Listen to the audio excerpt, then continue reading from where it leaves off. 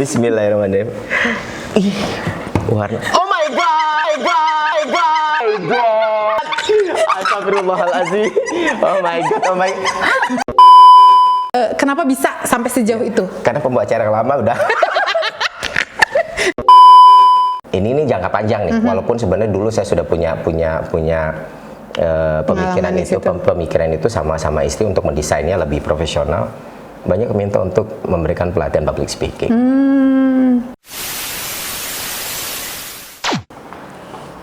Hai Zayeng, welcome back to YouTube channel Kakak and Friends.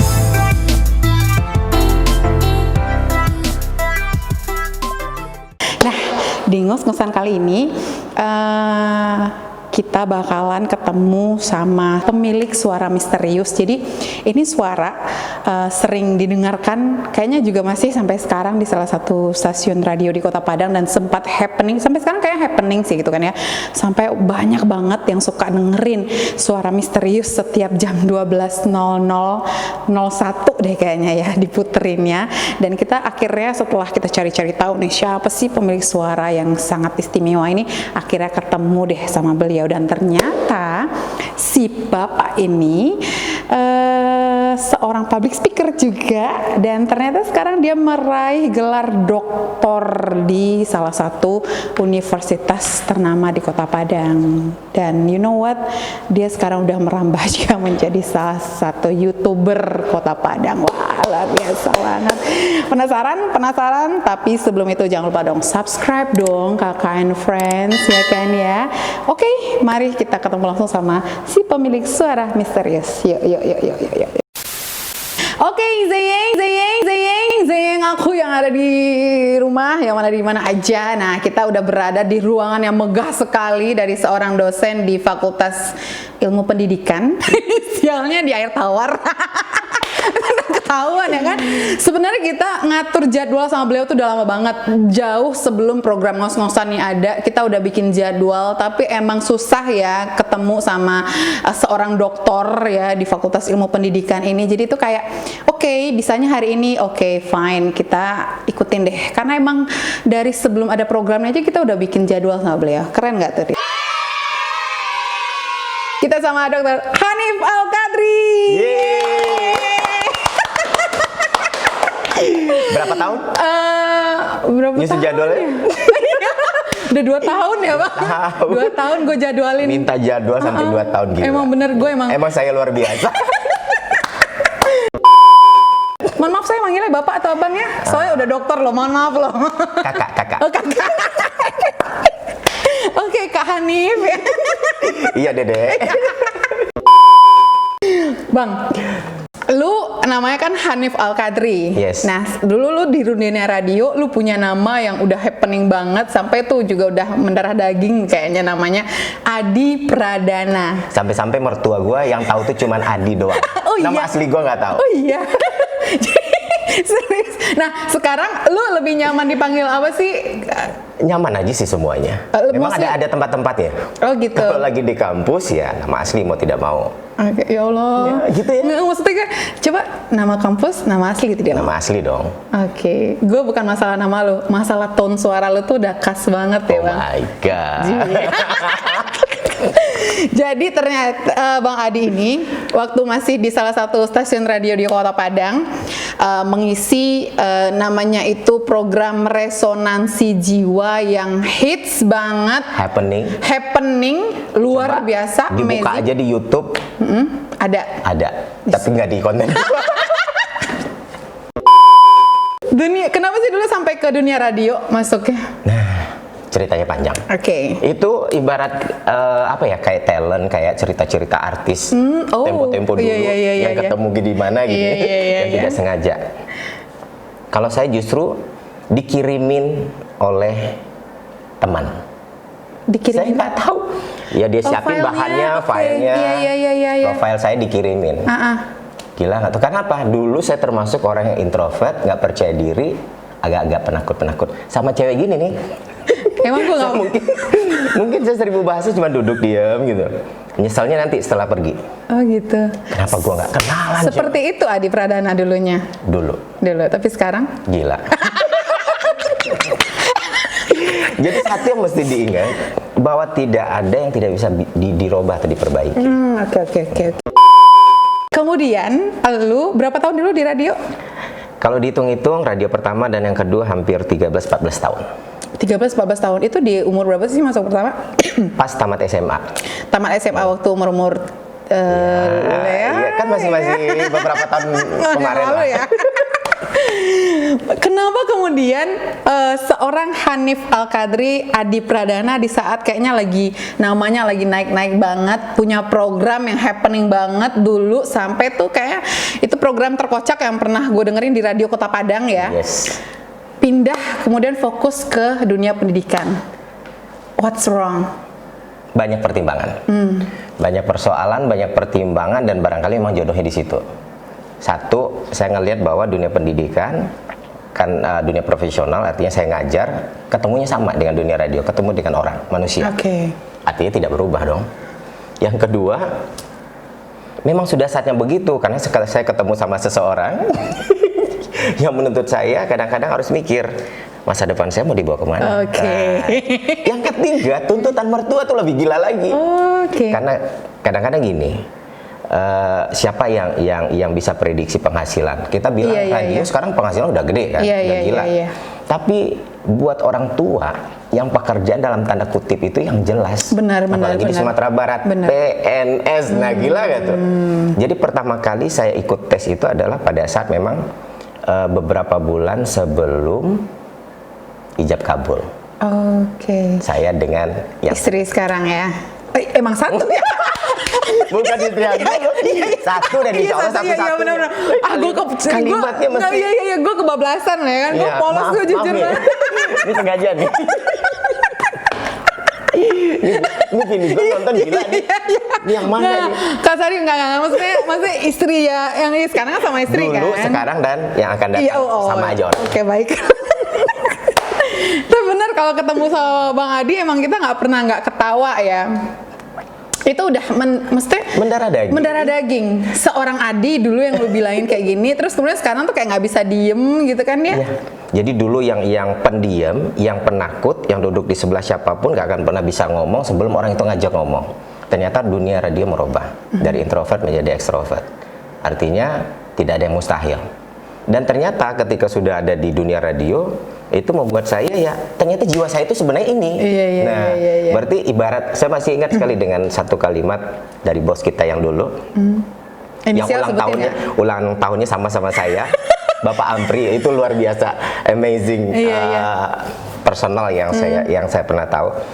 Satu kalimat beliau yang saya tidak pernah lupa, ini Adi harus dikeluarkan, harus dipecahkan cangkangnya, harus keluar dari zona amannya. Ternyata inilah saya. Dan itu memotivasi selain motivasi dari mertua? Yes, banget. Lu Bang, pindah menjadi seorang pendidik. Iya. Ya walaupun sama ya kayak ketemu orang banyak, tapi kan beda ya. Beda. Ada hal yang lu sering ini nggak sih kayak rinduin atau kayak gue pengen kayak gitu sih nggak sih? 1 tahun pertama. Itu kangennya luar biasa. Kayaknya memang kenapa ya? Kayaknya beda dunianya. Ternyata tidak seperti yang kita bayangkan di awal. Toh yang kita hadapin manusia.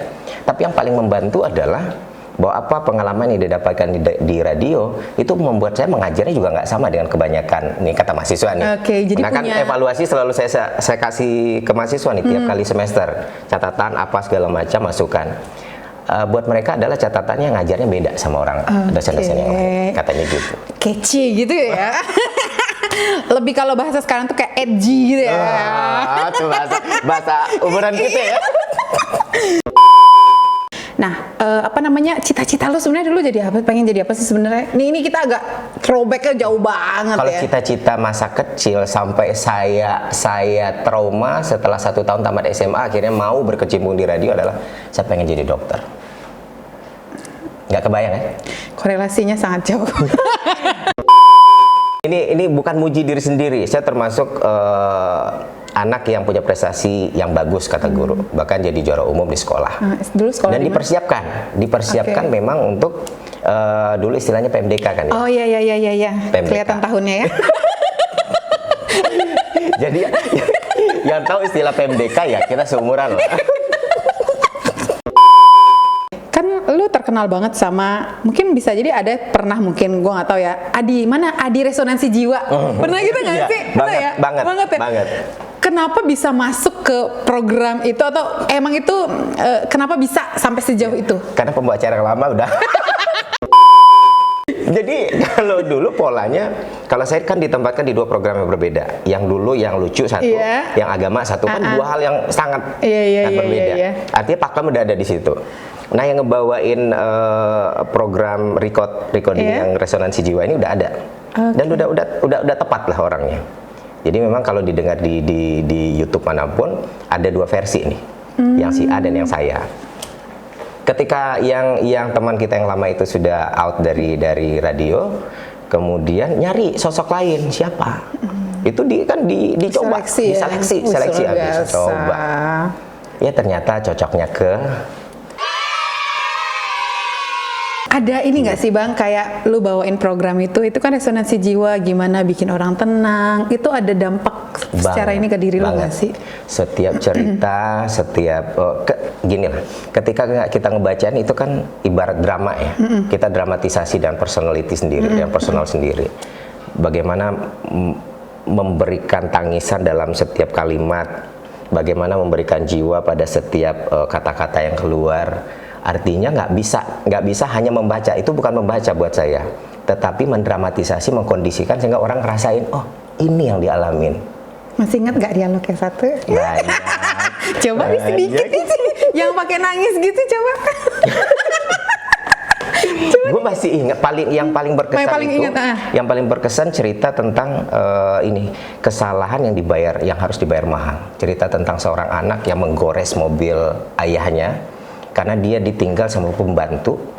Ayah dan ibunya itu bekerja dan dia hidup hanya dengan pembantu seharian, malamnya baru pulang. Kemudian baru belajar nulis, terus dia nyari perhatian orang tuanya. Nyari perhatian orang tua dibikin. Bener.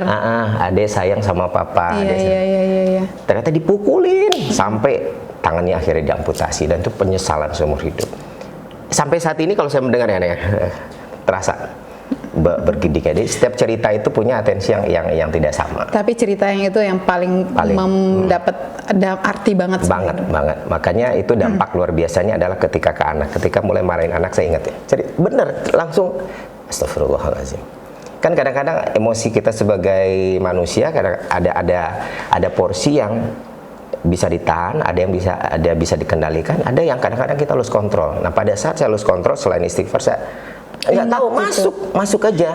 Jadi reminding buat itu kesalahan yang luar biasa. Karena mungkin pertama faktor lu seneng banget sama ceritanya, jadi langsung masuk ke alam bawah sadar lu ya.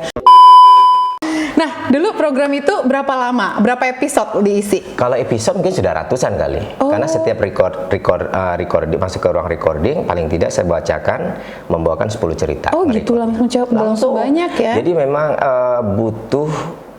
saya paling tidak waktu itu butuh waktu seminggu untuk membiasakan diri, sehingga pas di ruang recording nggak ada kesempatan lagi untuk memahami cerita langsung baca, tapi dengan pola bahwa saya ada di dalam cerita.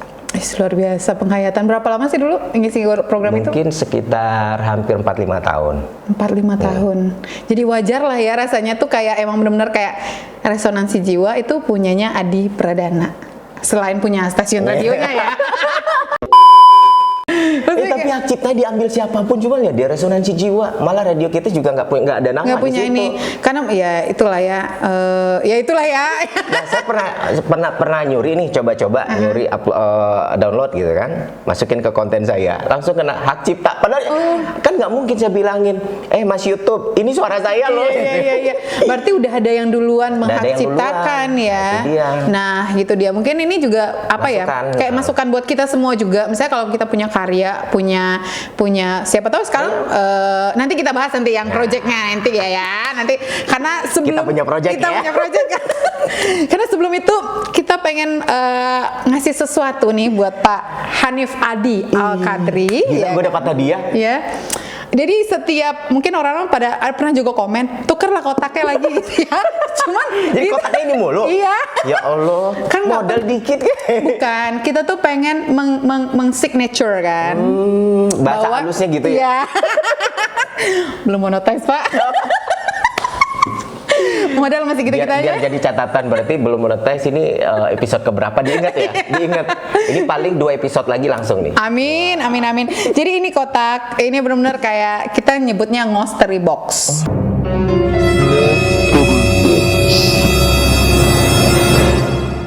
Jadi ini mystery box yang bikin ngos-ngosan. Ngosan dulu nih. Iya, gitu. Jadi kalaupun nanti lu ngeliat isinya kayak, oh ini apa? Biasa aja tuh. Tapi tetap tolong ya dibantu biar bagus view-nya gitu kan. Oh, tenang. Lu tetap ya, Oh my god. oh my god, unbelievable gitu-gitu ya. Ini mudah-mudahan. Lu lihat dulu ya Bang ya, mudah-mudahan. Terima kasih loh. Ya Allah. Ini kayaknya Rasanya ini punya, perempuan kedua yang pernah memberikan saya kotak kayak begini. mudah-mudahan ini nih punya, nanti kalaupun apapun isinya lu ceritain apa dan kenapa kita bisa ngasih lu ini. Wah, itu bikin ngos-ngosan. Itu bikin, dan ini belum ada. Tadi nggak dibilang. Nggak Dan gua nggak dibilangin. tahu. Ini serius. Ini nggak, saya nggak tahu apa-apa tentang isi di balik ini. Kalau Ya bener. enggak lah, enggak, lu jangan tahu lah. Jadi nggak lucu ya? Iya nggak lucu. Sekarang buka dong. Tapi aman buka nggak dong. nih? Aman. Ular? Enggak. Kita mah aman ya, kita nggak main-main kayak gituan. Emang tetangga sebelah ya. Boleh. Enggak, bukanya langsung kayak gini ya. Bismillahirrahmanirrahim. Tunggu. Tunggu, gue buka dulu. Oke. Ayo buka. Itu apaan? Iya. Dia udah takut sendiri. Bismillahirrahmanirrahim. Ih, warna. Oh my god.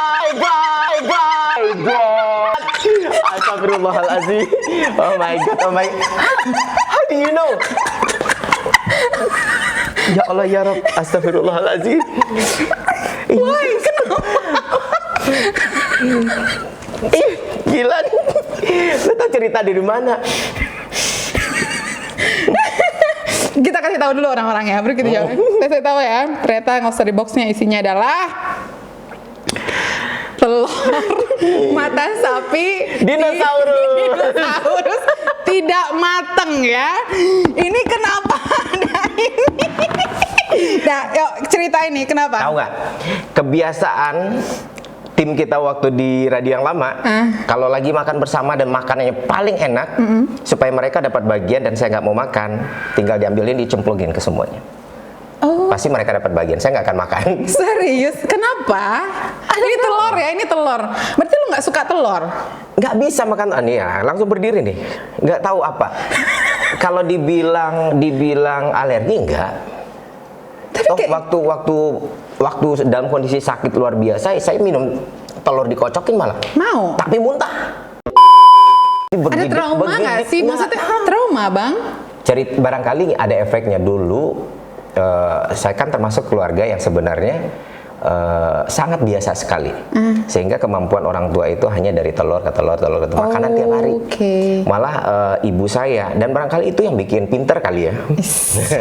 Iya harus bangga. Wanita paling saya banggakan di dunia ini adalah my mom, dan yang kedua adalah my wife. Nah, apa yang dibikinnya adalah beliau selalu bikin telur separuh matang. Ini supaya cerdas, kata beliau gitu. Saya makan setiap hari. Barangkali kebiasaan itu lama-lama kok enak sendiri. Enaknya itu sudah sampai ke tahap ubun-ubun. Jadi kalau udah ngeliat, oh ya ini serius loh, bener. Nah di sini langsung begini, kayak ngerasain kalau kita lagi jalan itu ada sesuatu. Orang bisa ngerasain. Tapi kalau kayak makan kan ada yang kandungan telurnya kayak gitu tuh gimana? Kalau nggak terlalu terasa nggak apa-apa. Tapi kalau ada kue-kue bolu, kayak cream cheese kayak gitu tuh nggak mau ya? Nah itu dia. Tapi kalau udah terasa telur, pokoknya langsung instingnya keluar deh. Pasti saya nggak akan makan. Pernah punya pengalaman menarik nggak sama ini? Dan lu pasti tahu siapa yang ngasih tahu ini ya? Iya, I know. Kurang ajar. Thank you ya Bu. It's a work banget gitu kan ya? Ini kurang ajar nih pasti.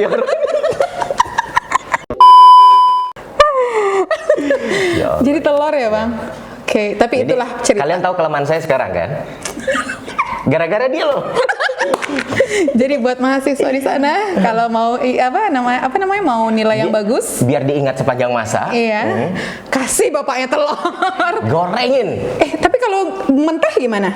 Atas nama telur apa saja. Walaupun deket-deket. Malah. Ya udah nih gua nggak udah oke. Malah saya dikasih ini duit 100.000 itu usia berapa ya? Tamat SMA. Ini 100.000, ini telur goreng atau ini telur diapain pakai teh telur ya kata orang sekarang ya. Nggak mau. Mending saya nggak terima duit. Oke. Tapi terlepas dari lu nggak suka telur, tapi dampak apa yang telur lakukan dulunya, itu Allah lakukan melalui telur. Nah, gitu ya. Gitu. Tapi akhirnya lu nggak cinta sama telur nih kan? Iya. Untung. Zaman sekarang kan kalau cinta sama telur ngeri. Iya. Jangan. Nggak apa-apa lah kalau telurnya mata sapi. Iya, boleh lah ya. Kalau separuh matang memang susah. Lucu juga kan? Bang, lu sekarang udah mulai tuh kayak merambah ke dunia YouTube. Yes. Itu kenapa sih? Nah, awalnya gini. Kalau di kampus UNP nih, Universitas Negeri Padang, kita kan bukan hanya karena pandemi ini saja, bukan karena COVID saja, tapi sudah didesain bahwa hampir 50-60% kalau bisa daring. Selain persoalan pembagian kelas, tapi memang produktivitas dosen atau pengajar itu kan tidak hanya mengajar. Ada istilah tridharma perguruan tinggi, penelitian, pengabdian, dan mengajar. Kalau kita dosen dibiasakan secara konvensional mengajar di kelas, dia nggak punya waktu untuk yang produktivitas yang kedua. Iya. Jadi memang rektor sekarang membiasakan bagaimana konsep daring itu dilakukan, sehingga yang dua ini menjadi punya produktivitas yang tinggi. Setiap dosen punya produktivitas yang tinggi terhadap yang dua. Dan alhamdulillah, bukan bersyukur, tapi kondisi ini memberikan paksaan sehingga punya nilai positif. Hampir seluruh dosen tidak tua tidak muda, sehingga mereka sudah mulai terbiasa dengan e-learning. Nah, saya mikir gini, saya akan buat juga video-video pembelajaran. Tapi kalau saya hanya memanfaatkan untuk diri sendiri atau hanya buat mahasiswa yang di kelas, kayaknya kok rugi amat ya. Apalagi sekarang ternyata itu tidak hanya persoalan bisnis, tapi persoalan manfaat ya. Dan itu nge-save-nya bisa sangat lama, nggak akan bisa hilang apa yang kita pernah buat. Kalau platformnya juga udah nggak ada ya. Itu dia. Jadi ya udah sekalian aja. Nah, dan saya butuh waktu lah. Saya juga nggak ngerti sebenarnya. Tapi siapa bilang kalau kita nggak punya basic, nggak punya dasar, kita nggak bisa. Persoalannya cuma mau nggak untuk belajar. Oke, berarti YouTube ini sebagai ajang untuk eksplorasi diri lo juga berarti ya. Selain kalaupun nanti dapat apa-apa tuh bonus ya. Tahu nggak efeknya apa? Apa? Banyak yang mau minta, itu hanya gara-gara ngisi itu. Banyak yang meminta untuk memberikan ini jangka panjang nih. Walaupun sebenarnya dulu saya sudah punya pemikiran itu sama istri untuk mendesainnya lebih profesional. Banyak minta untuk memberikan pelatihan public speaking, untuk buka kelas, sampai tadi malam pun sudah ada. Tapi untuk menerima dalam konsep bisnis, itu yang belum berani. Mungkin belum ya. Belum saatnya, ya. Tapi one day itu emang mesti harus lo lakuin Bang, karena lo emang punya skill, punya bakat banget di situ. Ilmu lo juga cukup karena lo juga seorang pendidik kan. Jadi pas gitu loh, pas banget gitu kan.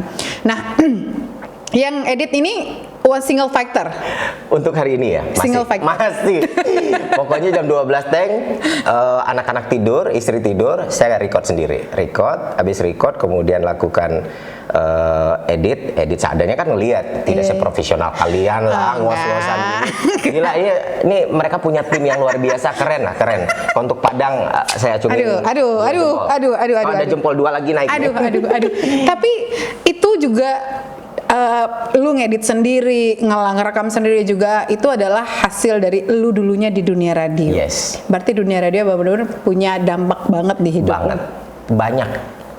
Sangat luar biasa merubah seorang Hanif Al-Qadri tampil hari ini. Seorang Hanif Al-Qadri seperti ini apakah sudah sesuai dengan ekspektasi atau dengan rencana Hanif Al-Qadri ini? 80% sudah. Berarti ada 20% lagi. Mungkin cukup saya dan Tuhan yang tahu. 20% tapi kayak udah tahu di 20% lagi. Tadi dibocorin pengen bikin segala itu salah satunya. Ya, itu salah satunya. Mungkin 5% lah itu ya. Tapi jangka pendek lu punya rencana apa sih untuk pribadi lu ataupun untuk kayak kita nih sekarang kan ngos-ngosan yang kayak YouTube ini ada macam kayak pewarasan diri gitu loh. Nah, lu punya rencana jangka pendek juga nggak sih untuk diri lu sendiri, Bang? Ini salah satunya. YouTube ini. Iya, saya lagi mikir, nggak tahu. Saya tipikal kalau sama istri itu cocok. Kita berhenti itu bicara kalau udah tidur.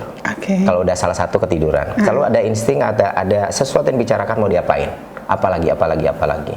Apakah soal anak, soal masa depan, soal pribadi, dan sehingga kita udah punya planning, ya?